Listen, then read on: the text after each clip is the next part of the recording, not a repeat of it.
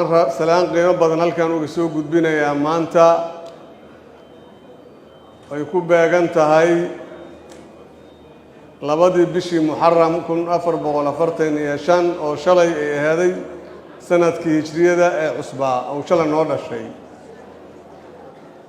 isla markaasna ah 20kii bisha 7aad 2023 inaan maanta halkan aan joogno akademiyadii General Kahiye oo hay'adda booliiska ay nagu marti gelisay oo taliyaheedii oo fadhiyo iyo saraakiishii sarsare taliyihii qaybta guud gudoomiyaha ururka haweenka qaranka ururka haweenka gobolka Banaadir degmooyinkii gudoomiyaashii degmooyinka iyo bahda Baanbayda bahda saxaafadda iyo hobaladii halkan ka heesta ka soo gudbinayay intaba waxaan leeyahay marka hore iga gudooma salaan qiimo badan oo ah salaanta islaamka assalaamu calaykum wa rahmatullaahi wa barakaatuh salaan kadib wixii la dhihi lahaa ayadoo suugaan ah nawaal lagu cabiray taliyaashii iga horeeyay taliyihii booliiska iyo taliyihii qaybta guud ayaa ayaguna ka dhawaajiyay maanta waxaan isugu nimid ishaleeshiinta inaan ishaleeshiisiino booliiska iyo bulshada ishaleeshiisiinta booliiska iyo bulshada iyadoo heesana waa noola sheegay oo la yiri si loo maaragtay bulshay la shaqeey booliiska anigana waxaan leeyahay shirib yar oo aan ku daraayo oo aan leeyahay booliiska iyo bulshadu hadday isbiirsadaan beledkaani waa badbaadayaa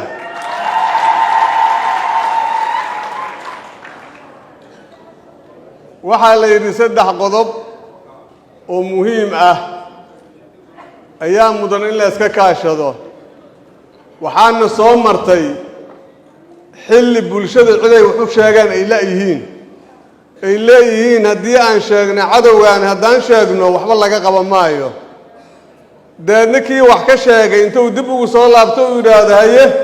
isheegtay waana ku maqlay inaad wax iga sheegtay maanta ay kula taallaa ee laga argoosto waxaan filaynaa qodobkaasi inaan ka soo gudubnay oo aan helayna maanta hay'ado amni ee diyaar u ah iyo garsoor marsiinaya xaqa uu leeyahay qofkaasi marsiinayo inaan waqtigeeda joogno dawladda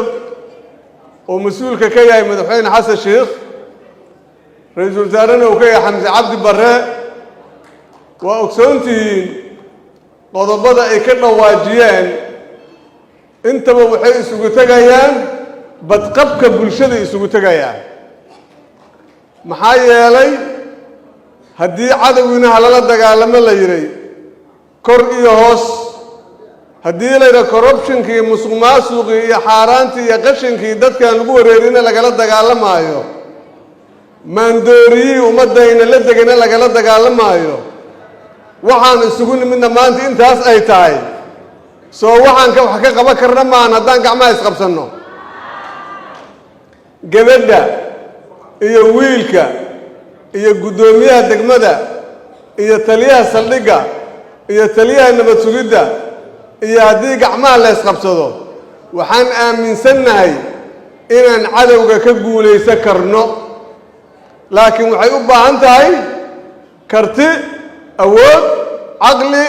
iyo dhiiranaanshay u baahan tahay haddii hadda anoo meeshaan taagan aan dhagax tuuro dhagaxaasna iraada taleesul baan u wadaa gacanteed intay gaartana aan tuuro masluubo ku dhaca mase gabadha xagga fadhido ku dhacaya yaa kala yaqaan bulshadaas oo ku dhacaya dadkaas oo ku dhacaya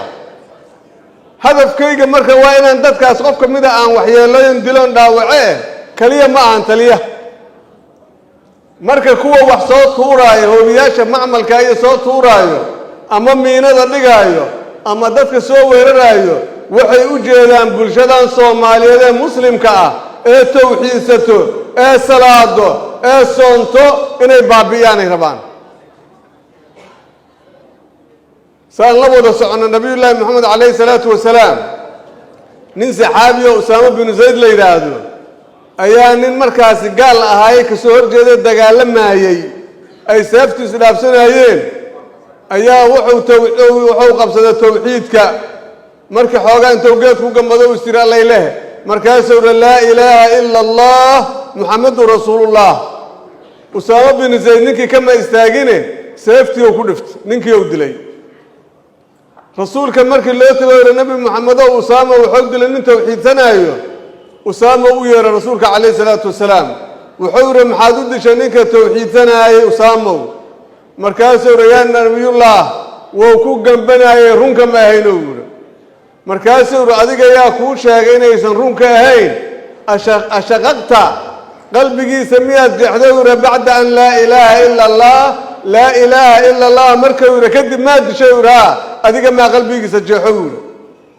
waa maya markaasuu yiri markuu tawxiidsada kadib miyaad dishay usaama binu zayd kelmadaasi meel uu dhigto waaye ilaa uu ka tooba keeno yaa qof muslim dilkeeda iyo dhiiggeedoo la galo adduunkan oo dhan oo zuulo ayay la mid tahay rasuulka calayhi salaatu wasalaam iyo kacbada sharafta badneedoo suusho la mid tahay leeray qof muslima dhiiggiisa in la galo bale iska dhaaf inaad qora ku taagtaa dembi inaad busood ku taagtaa dembi inaad waran ku taagtaa dembi inaad xabad ku dhufato iska dhaaf annaga dilkiisa isaga kayna dhex yaacay waxbaa la dilay ciidana wax dilaa la leeyahay waxbaa la dilay mid mooryaana wax dilaa la leeyahay waxbaa la dilay shabaabaa wax dilaa la leeyahay dilku markaas wuxuu noqonayaa isku mid laakiin midka khawaarijtu ay geysanayaan wuu ka khasaare badan yahay maxaa yeelay qarax intaasoo kunoo qofood hal mar ku dhima karto ayay dadka ku samaynayaan waxaa fursad noo ammaanta buluuskii hortayna taagtaagan oo kula ikaasho inaan kaasho weyna waa nasiib darro shirkaani maanta uu ka dhigan yahay inaan gacmaha isqabsanno oo aanan cadowgeyna uusan ku gambanin gadaashayna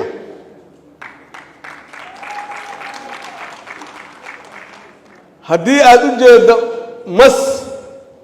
cunug yarna halkaas uu fadhiyo ma waxaa kula gudboon maskaasi inaad cunuga ka celiso cunugana meesha ka kacaa tiraahdo mase waa ka aamusaysaa ka aamusi mayse haddaad damiir leedahay calaa kulli xaal waxaa laga maarmaan inaan iska kaashanno midka dilayga ee doqonka ee daciifka ee diinlaabaha inaan iska kaashanno waa laga maarmaan haddii aan taas ku guulaysanno dalkaynu wuu noo badbaadayaa horumaraana gaaraynaa waxaan aad iyo aad ugu faraxsanahay maanta inaan ciidan cusub aan tababarayno oo kumaanda taliska booliiska oo go'aan qaatay inuu dhalinyaro akhlaaq leh diin leh aqoon leh dadnimo leh in ciidanka lagu soo boodiyo waxaan aad iyo aad ugu mahad celinayaa waxaad haysatiin maanta shacab soomaaliyeeday gaar ahaan booliiska dad idiin heelan hoggaan wanaagsan inay idinku hoggaamiyaan idinkuna soo dhex barbaaray oo taliyihiina ka mid yahay alfursa lan tatakarrar oo yidhi carabtay tidhaahdaa fursadu sooma laalaabato fursadda aan ka faa'iidaysanno maxaa yeelay shalay hadday ku dhaafto maantay kula joogtaa dowlad u diyaar inay dadkeeda iyo dalkeeda inay difaacdo badbaadiso dowlad u diyaar inay korrubshanka la dagaalanto dowlad la diyaar inay maandooriyaha la dagaalanto dowlad u diyaar inay dalkan hormariso ayaad maanta haysatiin ma ogid inaad bir heli doonto marka waxaan aaminsanahay aniga arrintaasi inay u baahan tahay isla jaanqaadid ay isla jaan qaadaan bulshada iyo booliiska marka bulshada la shaqeey booliiska meel kasta markaan joogo anigu waa sheegaa maxaa yeelay intaas waa itaabataa heestaasi intaasaan ka qabsaday marka calaa kulli xaal waa mahadsantihiin مرلبادي مرسدحات وحنوجا ما علينا مانتا هوشان اللي سوء أبابولي وأبابولك باللوجي سواي رقنا لكن لا نهاجره وحكى السؤال قرحان انتان باللونه أنا دنا كذا قاعنا ما جوكتينه ما نكسل قارنه